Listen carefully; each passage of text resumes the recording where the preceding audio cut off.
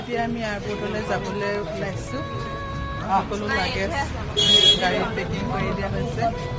মজা লাগিছে তুমি আকৌ বুক নকৰি দিয়া এয়াৰপৰ্ট পালোহি আৰু আমাৰ ফ্লাইট আছে 5:20 2 ঘণ্টাৰ আগত ব'টিং টাইম আছিল সেইকাৰণে আগতীয়াকৈ আমি লাগেজবিলাক আনিলোঁ আৰু এতিয়া চেকিং হৈ আছে সকলো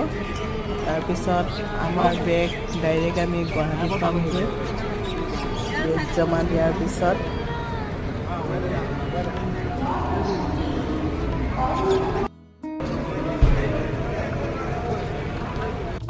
11 দিনৰ পিছত আমি ঘৰৰ অভিমুখে যাবলৈ ওলাইছোঁ মনত যেন কিমান ফূৰ্তি